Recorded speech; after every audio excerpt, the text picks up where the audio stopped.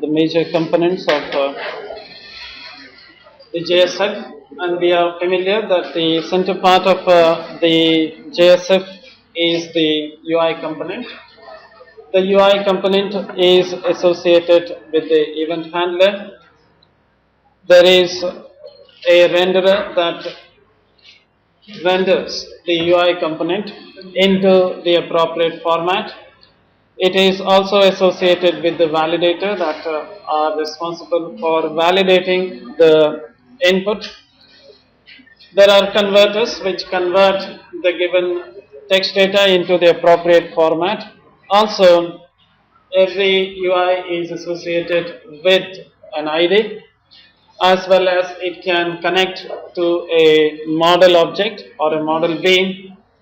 Apart from that, it can contain many other child components. For example, you can have a table that can have a button, that can have a text box, that can have other child component inside the table component. And in the last class, I have told you what is the meaning of saying component. When we say component, component is nothing but it's a group of classes which together produces a reusable piece of user interface code. A component can be a button, as simple as a button, or it could be a table that can contain a button, that can contain a text box, that can contain a list box, and so on. So it can be a component that consists of multiple sub or child component inside it. Now, when we talk about a component has three major pieces. One is the Java that runs behind the component. So when you say a button, for example, if you associate it with the swing component, when you say a button, or when you say a form, when you say JForm, or when you say a radio button or a text box or anything, there is a class that is running behind the scene. And that is true even in the JSF. When I say a JSF component, there is a class that does the work. There is a class that is defined that is responsible for handling the UI component.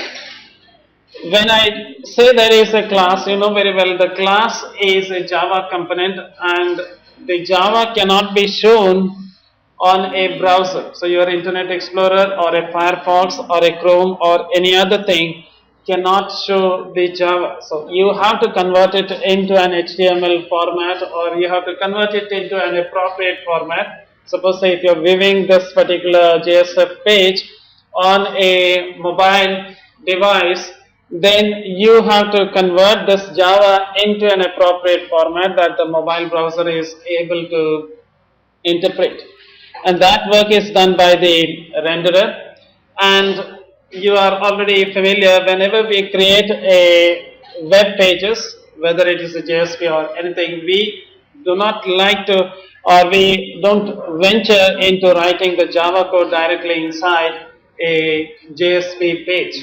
Instead of that, we use some type of tags, and in order for any developer to easily use these components in their web page, every component comes out with some sort of custom tags. Okay, so in other words, they are also called as action classes.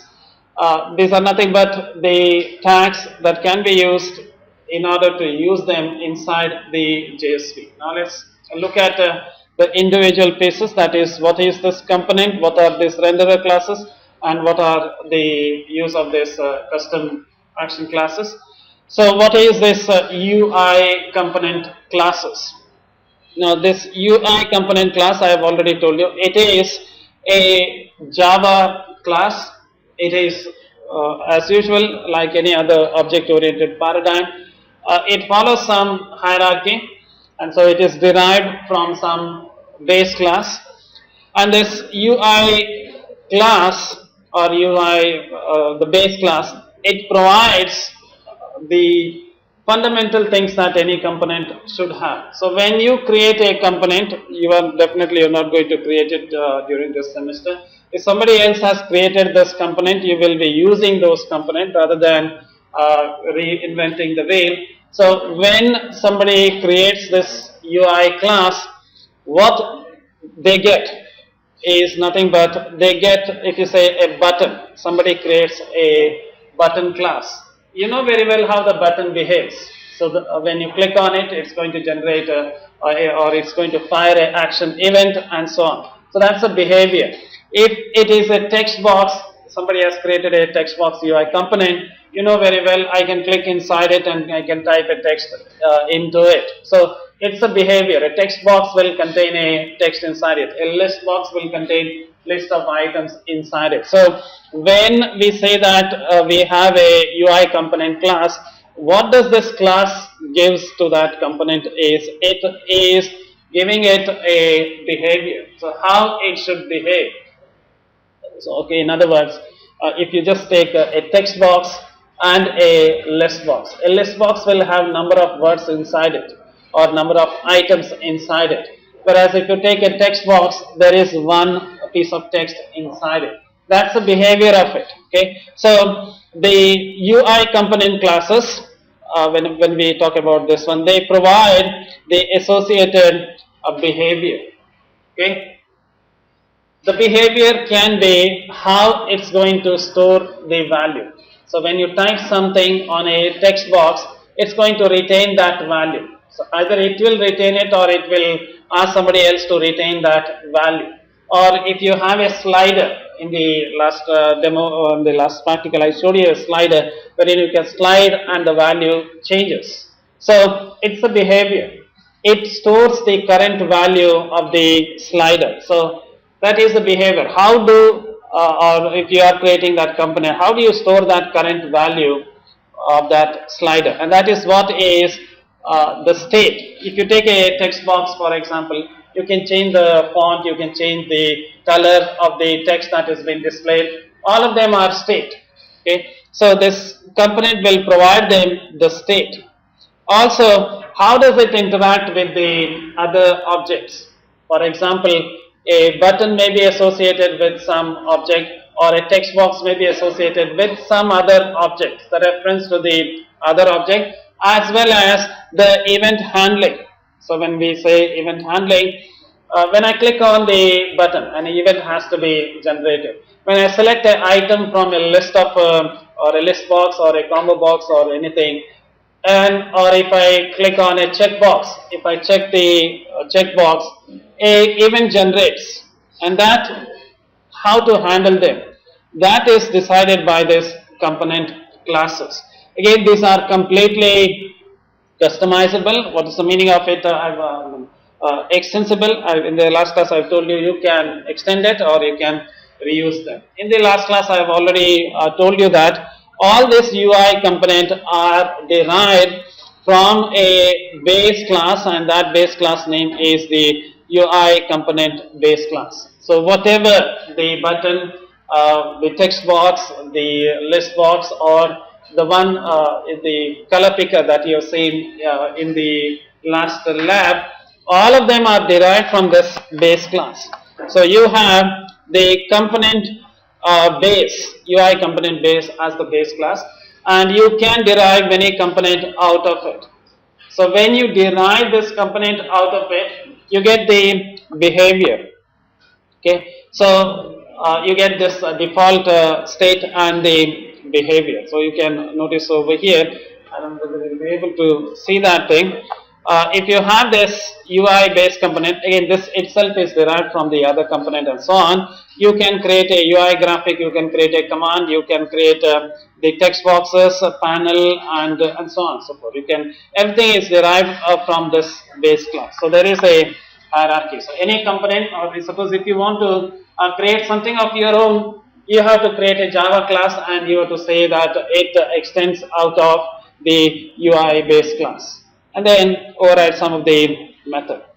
Now it's not enough if you just derive out of that UI base class, because it's going to give you the standard method. If you want some additional behavior apart from the normal one, then you have to implement some of the interfaces. That gives gives any class a additional behavior. Now, what are these interfaces? One of the interface is the action sources. If you notice over here, uh, here as well as you will not be able to say it, but I'll try to explore it out. You notice that this component is extending out of a interface. So it is trying to implement some interface over here. Again, in the other example, if I able to blow it up, you notice that it is implementing this interface. Okay, so that's true. There are many other interfaces are there. So let's look at one of them. There is this action source interface. Okay, what is the benefit that you get if you implement this interface? You will be able to fire a action event. Now, what are these action event? When you click on a button, the button fires this action event. Now, if you extend the button out of this UI base class, it will not be able to fire that event. If you want your component to fire that event, then you have to go for the action event. Similarly, you can have editable value holder, one more interface that helps you to perform the validation. So whenever the item changes, you can perform the validation. Naming container interface, one more, that forces every component to have a unique ID. State holder, that holds the value between the requests. So if you type something on a text box, next time if the text box is shown to the user, it retains the old value, and that is done by implementing one of the interface and so on. You can have a value holder and so on. Okay. Now, as I've told you, whenever we, as a developer, as a web page developer, you are least bothered about Java. So even though these components are derived out of something and they are implementing something and so on, you will not use these classes directly or you will not interact with these classes directly in your JSF or in your JSF application. What you are going to do is every class is associated whenever you create a class, for example, a input text box, if you create it, it will be associated with the tag. So you will be using only that tag. When you say h input, automatically that tag will call or that tag will instantiate the UI component. So when it instantiate that UI component, you get a Java object, but that Java object cannot be given to the browser, because the browser will, your Internet Explorer or a Firefox will not be able to do anything with that Java object. So what you have to do is you created a say button object. That button object as it is can be given to a browser. So what you have to do is you have to somehow convert this button object into an equivalent HTML code, and that is done by the renderer. So what the renderer will do is that button or a whatever in the last lab you have seen a color picker. So color picker is a Java class. That Java class, if you give it to Internet Explorer or Firefox, it will not be able to interpret it. That color picker is converted into its equivalent HTML format, and it is given to the Internet Explorer or a Firefox or a Chrome or any other browser for that matter. That conversion from the Java object into its equivalent HTML object is done by a renderer. So the renderer's work is to look at the component and convert it into its appropriate format. Definitely you will not, one renderer will not be able to do it for every component. So whenever we build a component, suppose if you are building a component, you will have to define your own rendering technique so that that renderer knows how to take your component and create the equivalent HTML for that. Now let's look at some of the commonly used UI component. These are the standard component that comes with the any reference implementation. Again, it is every vendor is free to add additional component or modify and enhance this component. By default, the standard JSF comes with the command button, that is UI command. A form, you are already familiar. Whenever you want to submit something to the web server, you need a form, HTML form component, a graphic that is used to add images like your image tag, input, the word itself says it's an input text box. The output is like a span or div that just, it's like a label. You know the difference between a text box and a label in your Visual Basic. So it's just meant for showing something to the output or display to the user, output to the user. And a panel, you are already familiar, I don't know whether you have used it. Panels are used to separate out the component. At least in your Swing, you have used the panel. Parameters are used to substitute the parameters. If you're passing a parameter from your component back to the server, you can use it. Select an item, select items. These are nothing but, if you look at that, this is not the equivalent of, this is not the same thing that you're going to get. You have a list of items, you select one among them. That is what is this select item and select items. What is the meaning of saying select items is you can select more than one item. Here only one item is getting selected. You can select more than one. Okay. Select Boolean is you can select one value. That is it. Select many, again the same things out of it. Select one.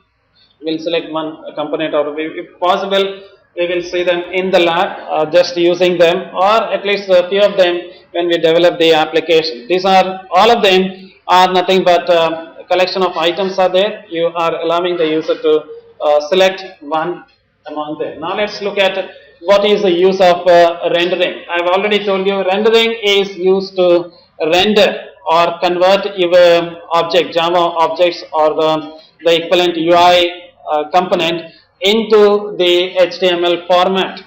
Now the good part of this renderer is a renderer can render a component differently based on different situation. For example, you can have a UI select one component. So this is your Java object.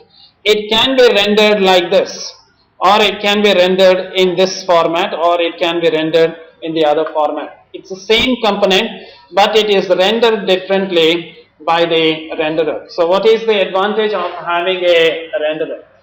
You can create a UI component. When you say I create a UI component, I have the behavior and I have the state. That is fixed. But how it is displayed on the web page can be modified by selecting different renderers. So the use of renderer is to render the component in different ways. So the simplest example, if you take this UI select one, it can be rendered like a set of radio buttons, it can be rendered like a combo box, or it can be rendered like a list box. So that's the advantage of having a renderer. Okay. Now a renderer is not just one class, you get a collection of class. So rendering is performed by a renderer kit. Okay. And definitely it is not part of the class. Your component class is different. Whatever I've shown you here is all the component class. They create the behavior and the state. Renderer's works is to convert them into the different format. For example, how do I render a button? The command button in different way is I can say H command button or H command link. This is the tag that I've used in my JSF page.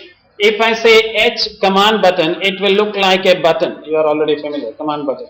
If I say H command link, it will look like a hyperlink. Now both of them are based on your UI command. So both of them, the base for both of them is this one. This is the object, or this is the Java class, but that class is rendered differently by the renderer. So that's the advantage of the renderer. So what they have done is they have separated the two pieces. The behavior is separated in a different class. The rendering is separated in a different class. So what's the advantage? For a given component, you can have many different types of renderers. So it can be rendered differently in different way. It's not enough, it's not the end of it.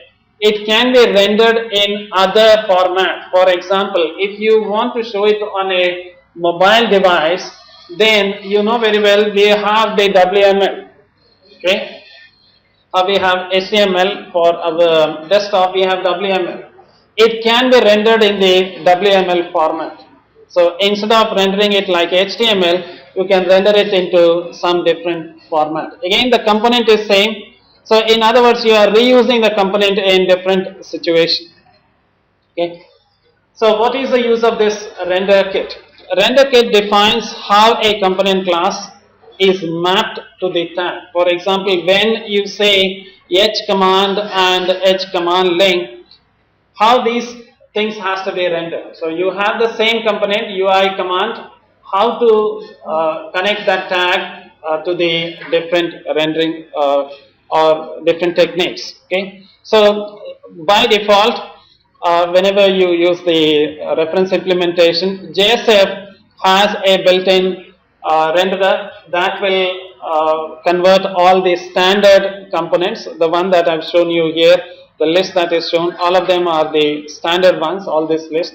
By default, the reference implementation has a renderer that will convert the components, this component into HTML format. Suppose if you want to convert it into some other format, then you are free to write your own custom renderer objects. So you can create your own custom renderer, take the component and then convert it into the different format. How do you do it? I have not shown it in the slide. There are some interfaces. You create a class that implements those interfaces and then do according and then somehow implement that methods within the interfaces. Now renderer kit consists of a renderer object. There will be number of renderer object inside that render kit. What is the use of this particular render object? This render object defines the different way in which a particular component can be converted into the other format. So I told you when I say renderer, it is not one class. There will be many different classes. One class will convert it into a command button. The other class can convert it into a hyperlink. The third one may convert it into ordinary text. The fourth one may do it something else. So it's set of, that's why it is called as a render kit. It's not just one renderer. There will be many classes, subclasses or supporting classes that help the renderer to render it into a different format. So this is one example. This is an example wherein you have a HTML render kit that will convert it into HTML format. You have a WML render kit that is going to convert it into a WML format for your mobile application. Apart from converting your component into HTML or WML, they can also use to decode the values that are supplied in the query string. So you can use the renderer even for doing that thing. So when you know very well, on the address bar there will be some query string. If you want to convert or decode them, you can even use them. Now let's look at the other major component of JSF, and that is the managed bean. We have used them, if not the last class before the last practicals, we have used this managed bean. What are managed bean? Managed beans are nothing but they are Pojo classes. Okay, they are ordinary Java classes, but they are treated or they are managed in a different way by the JSF framework. How do we do it? In the last class we have seen the most modern way of doing it, and that is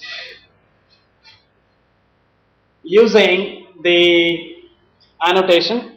We can also use the configuration file, that is the faces config.xml, and then define how this class has to be managed. There are two things that are associated. Whenever you read any book, you will find two things. They say that managed bean, and they say it's a backing bean. What's the difference? Both are Pojo classes, both are managed, but when somebody says it is a managed bean, what is the meaning of it? You know very well there is a text box, for example.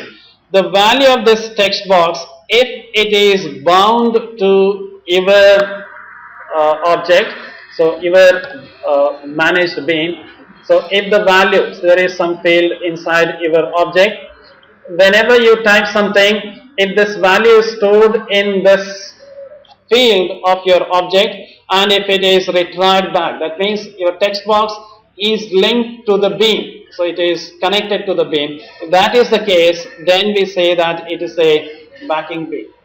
A backing bean is the one that is bound to one of the user component. Either it could be a text box, a button, or it could be a list box or a checkbox or anything. If the bean is connected, okay, or it is bound to the user component, we say it's a backing bean. If it is not, then it means to say that it is a managed bean. So what is the difference? Why do you have this managed bean? Managed beans are used to take some actions. So you know very well, how do you create a JSP application is, you put a button on a page, and when the button is clicked, you handle that click event of the button. When a button is clicked, something has to be done. For example, if the button says register and somebody clicks on that register, the value has to be stored in the database. So someone has to do that work, taking this value and put it onto the database, and that is done by this managed bean. So managed bean work is to do some sort of utility work, or in other words, they are your application logic.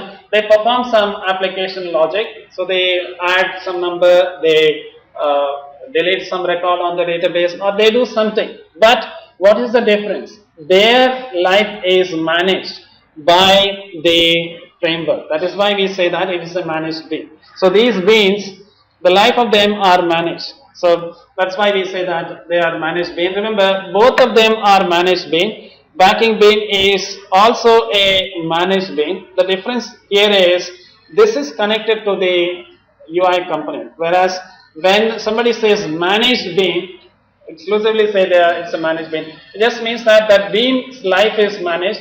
It is not connected to any component. Somewhere else it's going to get some values and it's going to perform some action. It has nothing to do with the UI component.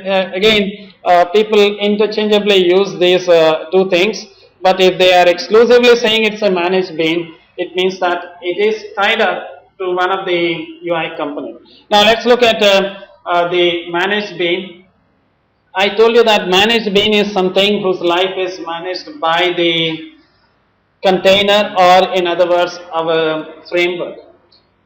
When I say its life is managed, we definitely have to, a question will arise as to how long the bean can survive. So there are many possibilities are there. So this managed bean can have a scope of request. What's the meaning of saying a request scope managed bean? The bean will survive as long as the request is there. When the request goes out of scope, the bean also dies. So let's look at a simple scenario.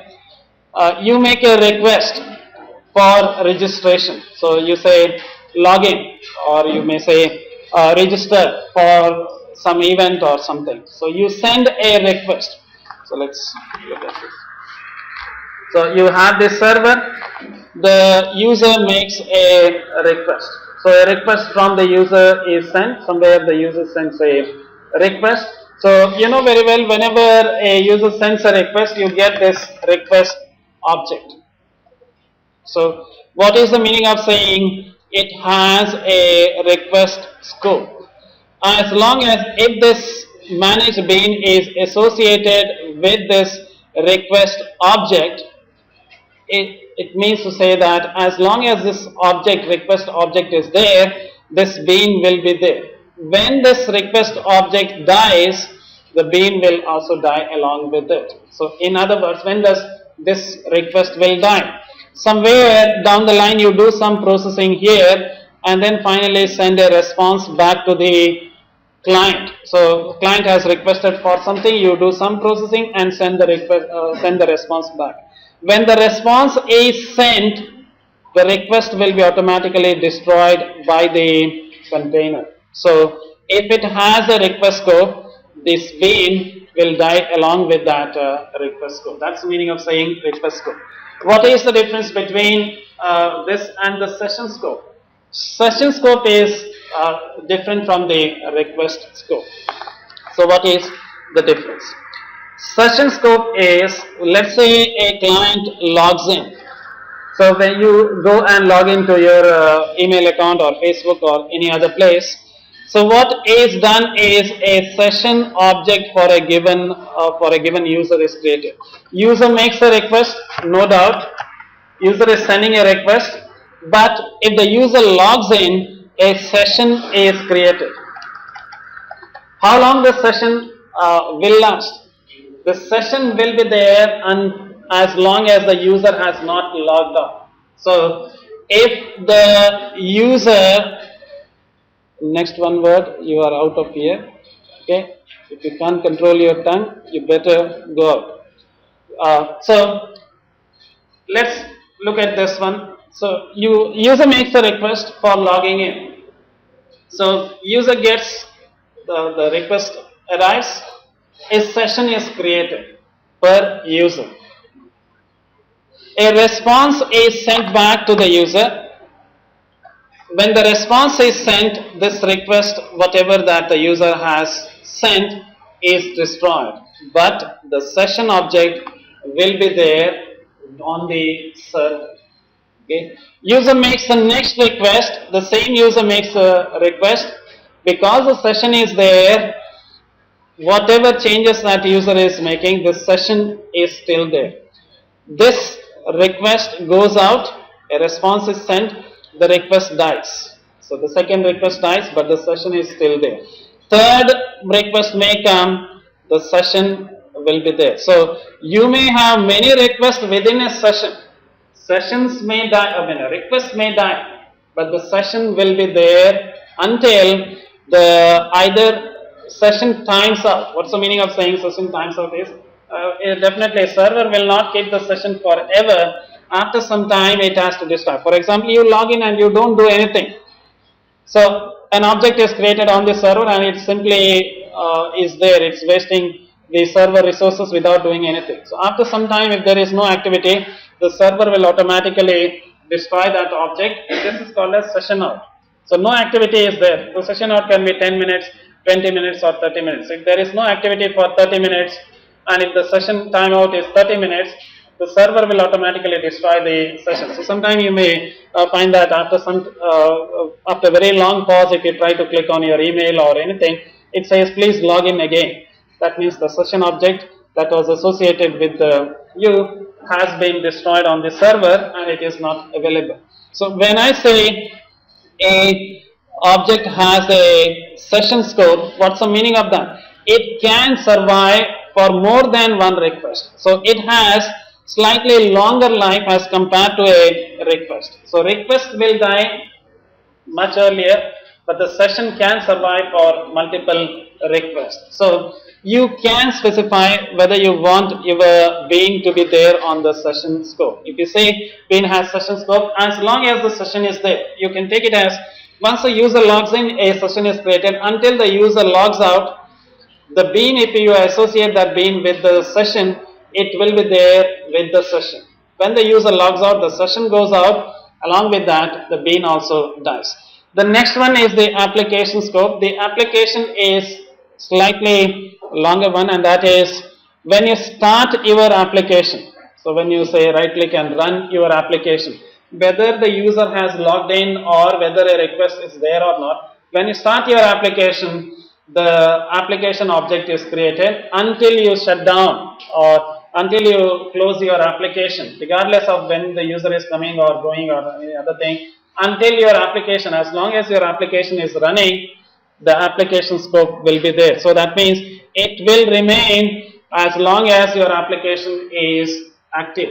If the application dies, the associated object or your bean that has this application scope will be there. When the application scope dies, the bean dies. So this has slightly longer life. Look at that request scope. Request is very short. It remains for a single request. Session can survive for more than one request. What about application? Application can be there for multiple sessions. You log in, You create a session. I log in, I create one session. I may log out, you may be there.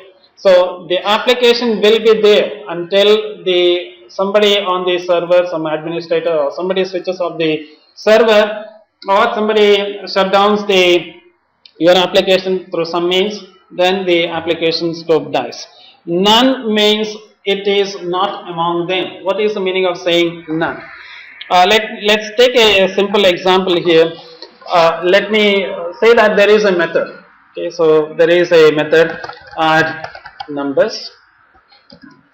So it takes some parameter and you have it. In between this, you create a bean. Let's say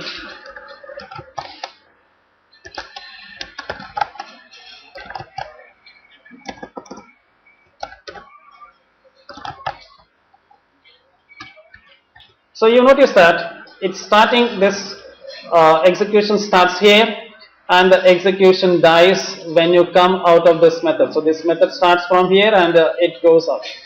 So what will happen? What is the life of this bean? This will be there as long as that method is running. So very short. Once the method execution is over, the bean is out and it will not be available, and that is none. So you mean to say that I don't want it to hold for a request or something. Within when the request is getting processed, so let's say you have a client is there, client makes a request,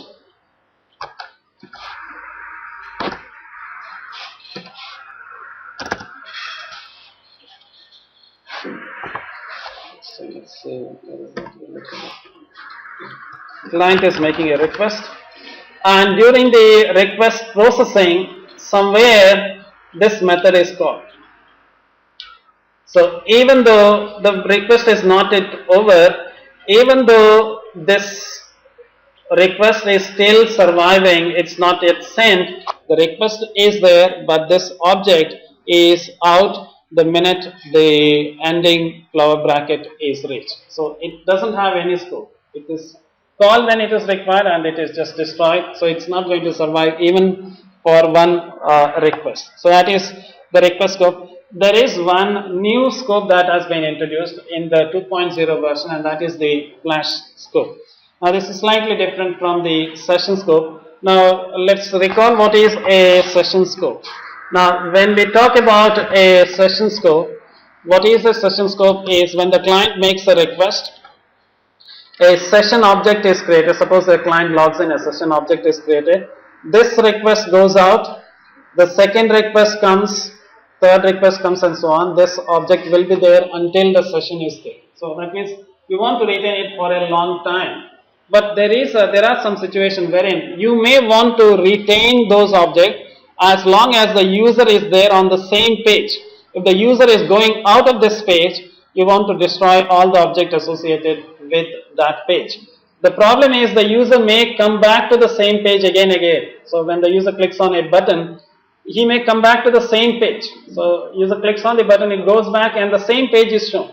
Again he clicks on something else, it goes back and again the same page is shown. So as long as the same page is shown, you want to retain some of the object or some values. Now it is not a session. In olden days, people used to go for the session. It's not the session. User logs in. It's like they want to watch a score or of a cricket match or anything. They are not logging in. They come and one page is shown to them. They visit the same page again and again. As long as the page is shown, you want to retain the value. It's not a session or it's not a request. If you want a life slightly longer than request but shorter than a session. You don't want to maintain a session with the user. So how do we do it is using the flash scope. What is the meaning of saying flash scope is, if you put it in the flash scope, as long as the same view is shown, the view is nothing but as long as the same page is shown, the object will survive. The minute the user goes out of this page, this bean or this managed bean will die along with it. So that's the idea of flash. It's a new concept that has been taken up from the Ruby on Rails, but somehow people steal the things from other people, rob the things from here and there. So this idea, the original idea came from the Ruby on Rails, and now it's been used up from in the many other frameworks also. Now how do I make something to live for a flash is, when I create, you are already familiar, set variable equal to value, you just say the target is flash. So that's the only thing. It will be there until the same page is shown. Automatically it will be handled, you don't have to do anything. This is a new concept. Let's go back to the older one. This if you want to do it manually, during the class declaration, if you want to put a scope in the one exercise or one lab demo that you have created, the first one that you created, the JSF page, you said it's a managed bean, and then you said it's a session scope. Instead of session scope, if you say it's a request scope, it will survive for the request. If you say application scope, it's going to survive for the application scope. If you say it is a view scope, it is that flash scope. So if you say at view, it means it's going to survive as long as it's in the same page. If you are going out of the page, the objects that are there or this managed bean will die on its own. Okay. So what is the use of this managed bean? Let's look at it in depth, because we will have to create this managed bean. So managed bean is a link. So it is used to link the view with the model. Let's recall our MVC altogether. So we have the model, we have the view, and we have the controller. So I will take it as this as a controller, which is much easier. So we have this view and we have our model. User interacts with the view. Okay.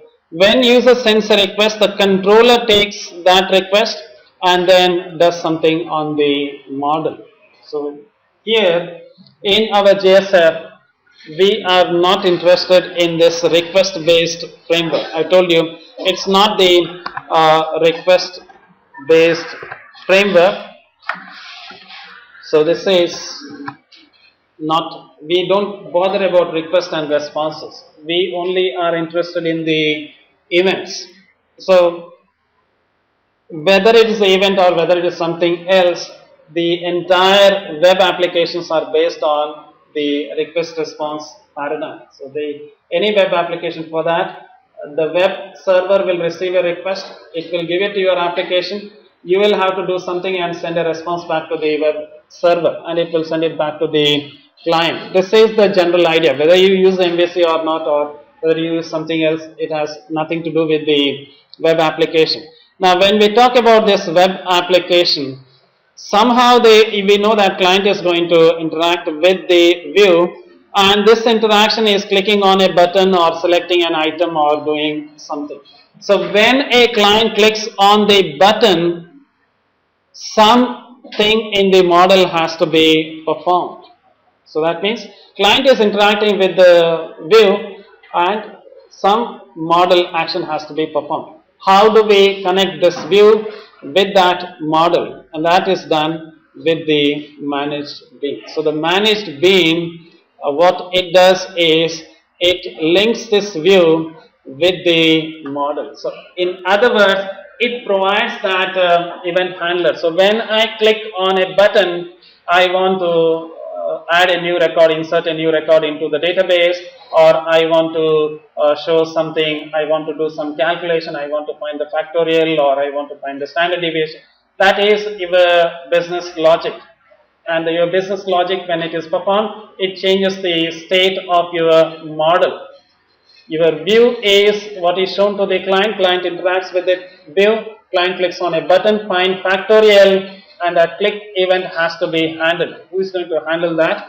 Is the model. So model communicates with the view. So that is what is the idea. That's why we have, when I say model, the managed bean. The managed bean interacts with the view. So the managed bean provides the event handler. Also, it can also provide some helper methods to see how many items are getting selected on the, if you have multiple items getting selected. For example, if you say, if you are registered for a job in Naukri.com or anything, they will say what type of work would you like to prefer? So I want to be a developer, I want to be a designer, I want to be maybe a system analyst. You may select more than one item. So when button is clicked, how many of them are being selected? So otherwise they may say which is your preferred state. So you may say that I don't mind working in Karnataka or Kerala or Tamil Nadu or other thing. More than one item may be selected. So how many such items are selected? This is a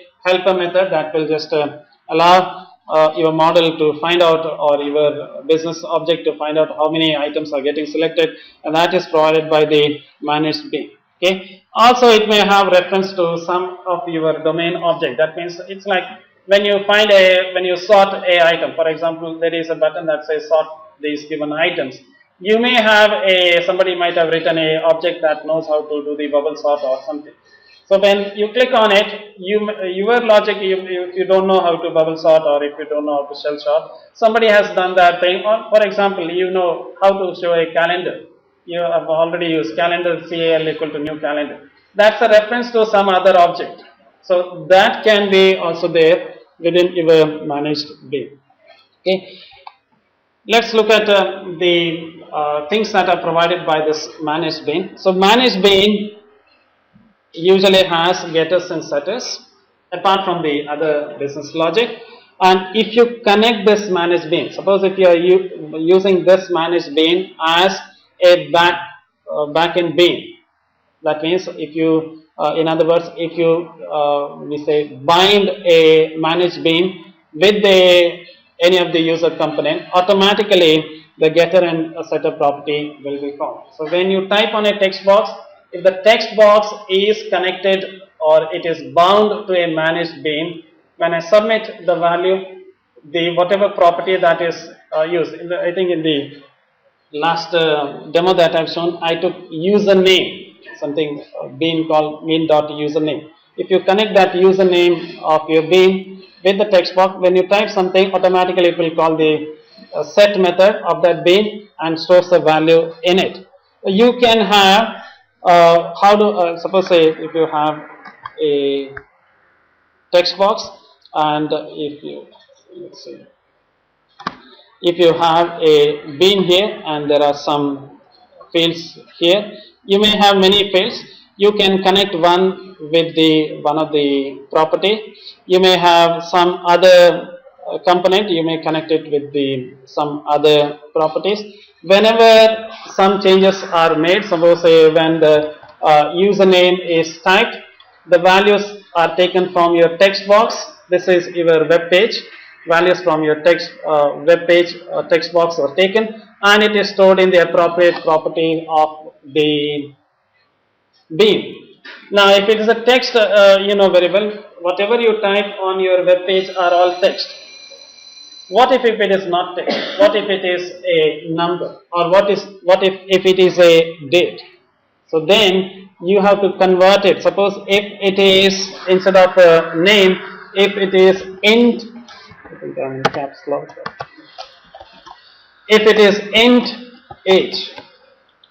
So on your web page, somebody is going to type say 18. Now 18 is typed on a text box. It is a text. It's not a number. On your Java side, you have int. So this text has to be converted into the appropriate integer value. So we need a converter that can do it. For your primitive type, if you use this primitive int, float, double, or any other things, there is a built-in standard converters are available. Suppose if you have different types, for example, whatever that thing has been typed, you want to convert it into an employee object, say. So something is typed here and you want to convert it into employee object. Employee object is not a primitive data type in Java. In that case, the JSF is not providing you with any converter. You will have to write your own custom converter that will take the value from your text box. Now you may say that, okay, how can somebody type the employee entire detail in it? Assume that you have a table. So if you have a table and you know very well somebody is typing in this table the name, the employee ID, the employee name, and so on. You want to take this record and convert it into a employee object. So one row of the table, you want to convert it into one object of employee type. There is no direct converters that are available. You have to write it on your own because it's just your business logic that you are performing. So that is, let's talk about it. So if you have more complex type, then you can assign a converter. You have to write a converter and connect that converter to the, you can register that converter with the JSF and say that for that one row, if somebody completes one row of my table in my web page, use this converter to convert it into a employee object or do something else.